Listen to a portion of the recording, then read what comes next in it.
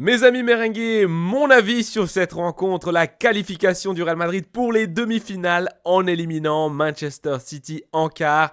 Le Real Madrid est un club extraordinaire dans tous les sens du terme. Ce club est impensable, inimaginable, inimitable, tout simplement incomparable.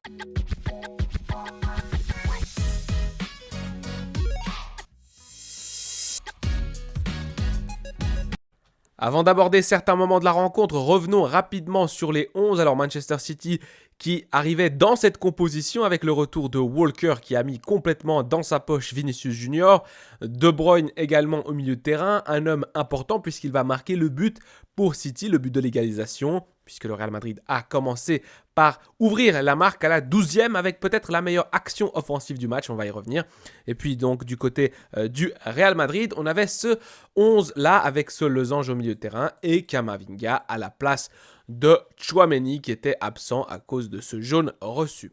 Cette rencontre, c'est vrai que ça a été difficile pour le Real Madrid. On a vu un Real Madrid solide, une dynamique de groupe, une solidarité, une confiance qui leur a permis de pousser le match en prolongation et ensuite d'aller jusqu'au penalty.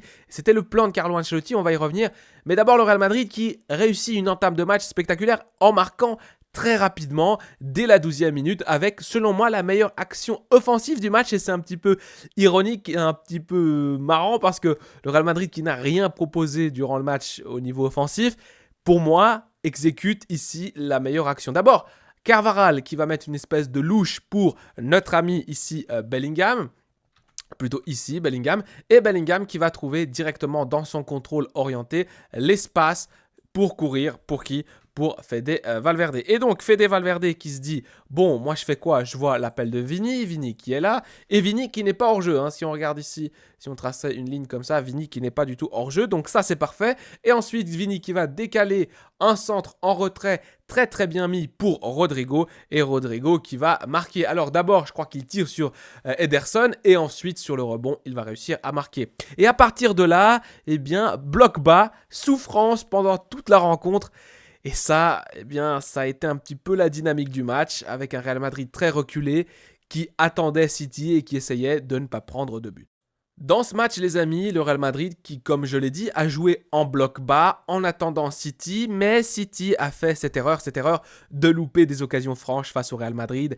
Le Real Madrid en Ligue des Champions, c'est toute une histoire, c'est toute une mystique, et lorsque tu as des occasions, il faut les mettre au fond. Ici, Guardiola, qui a été joueur de Barcelone et ensuite entraîneur de Barcelone, le sait très bien comment fonctionne cette aura du Real Madrid, on va dire ça comme ça. Et ici, il se prend la tête puisque Haaland va mettre le ballon sur la barre transversale, et on est à la 19e minute, donc très peu de temps après l'ouverture du score de Rodrigo. City qui n'arrive pas à revenir à la marque. Et regardez par contre Ancelotti qui est aussi stressé avec ses chewing-gums, ou ses tic-tac, j'en sais rien. Mais en tout cas, il a l'air un peu stressé, même s'il essaye de dissimuler pendant tout le match et de mettre une tête assez sérieuse.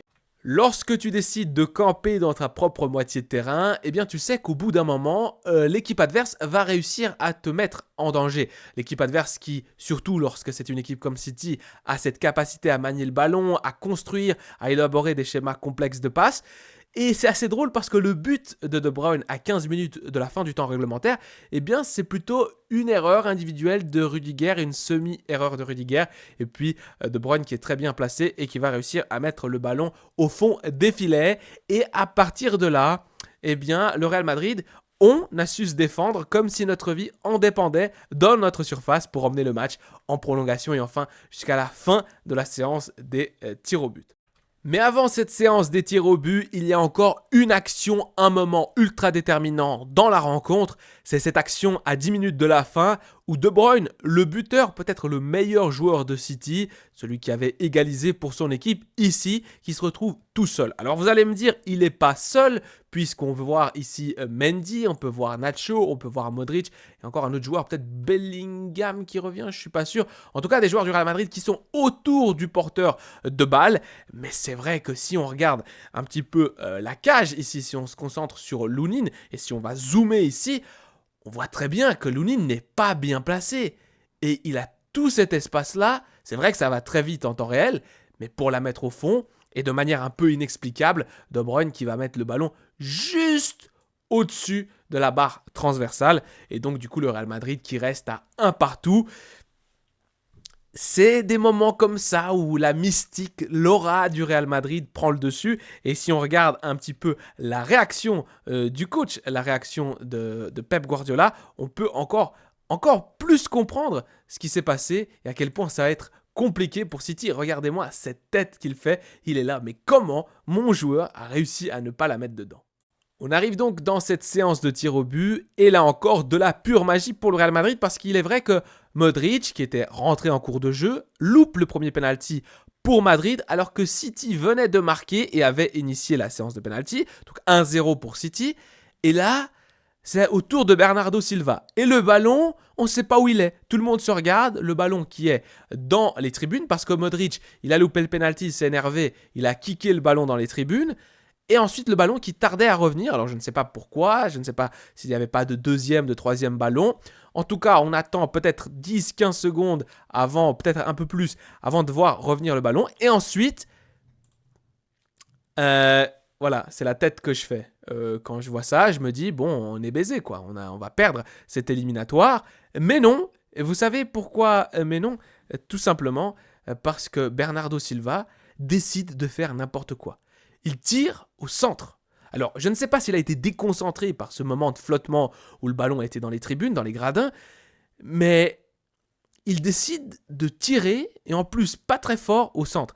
Alors, Lunin a ce sang-froid, il reste scotché au milieu, mais évidemment, c'est pas le bon choix. Essayer un truc comme ça, dans un moment aussi important pour ton équipe, il loupe donc ce penalty, et c'est le début de la fin pour City.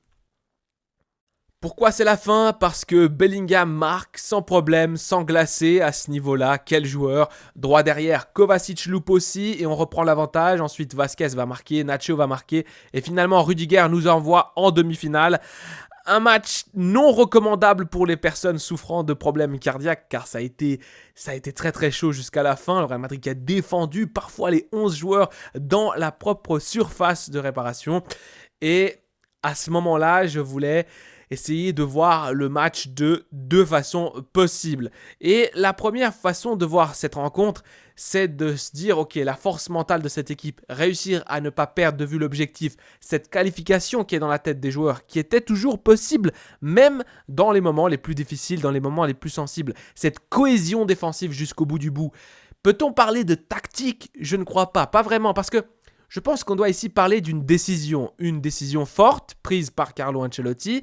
Il a choisi de miser sur un bloc bas, il a choisi de ne pas tenter l'impossible. Peut-être, enlever le ballon à ce Manchester City de Guardiola, c'est difficile. Et si tu ne peux pas jouer tête à tête face à City, alors il faudra souffrir et attendre son opportunité. Et là, c'est vrai que c'est le choix de Carlo. Et on peut arriver aussi à cette deuxième façon de voir cette rencontre. Et c'est-à-dire une rencontre, on n'a quasiment rien proposé offensivement. Et ça me désole parce que je crois qu'on peut faire beaucoup mieux avec nos joueurs, comme ce joueur-là, Jude Bellingham. Aujourd'hui, c'est vrai qu'il nous manquait une pièce clé, Tchouaméni. Et je pense qu'avec Tchouaméni, on aurait peut-être pris plus de risques. On aurait joué un poil plus haut, on aurait eu plus d'occasions. Mais franchement, le Real Madrid qui peut proposer plus. Et je pense que cette tactique-là, ou plutôt ce choix-là de rester derrière, c'était un petit peu... c'est... Au bout du compte, on est qualifié, mais je trouve que ça ne laisse pas une très bonne image du football présenté par le Real. Au niveau individuel, je voulais souligner Dani Carvajal. Quel match d'abord face à Grealish et ensuite face à Doku. Il a tellement donné qu'il a dû sortir pour cause de crampes, pour l'entrée de Militao et ensuite Ancelotti qui a un petit peu remanié sa défense, qui est passé à 3 défenseurs derrière, Rudiger, Nacho, Militao plutôt côté droit et ça a fonctionné. Mais un très grand match de Carvajal qui pour moi a cette âme du Real Madrid et qui en soi immortalise bien cette image, cette combativité que le Real Madrid a montré pour réussir à finalement aller jusqu'au bout du bout, remporter le match au penalty.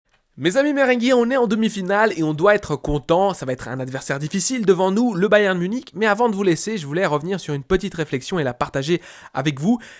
Je n'aime pas le match qu'on a fait parce que c'est un match trop défensif pour moi. Je préfère un football d'attaque, un football où il y a plus d'espace, quitte à se prendre des buts, où on propose un spectacle meilleur pour le spectateur. Et donc dans ce cas, moi, vous et les fans du Real et du football en général. Et ici, je voulais revenir quand même sur les statistiques parce que je me suis dit, c'est vrai qu'on n'a pas beaucoup touché le ballon, hein, on le voit ici, 67% de possession de balle pour City. Au niveau des tirs également, ici c'est un petit peu scandaleux, hein, 33 tirs à seulement 8 du côté madrilène.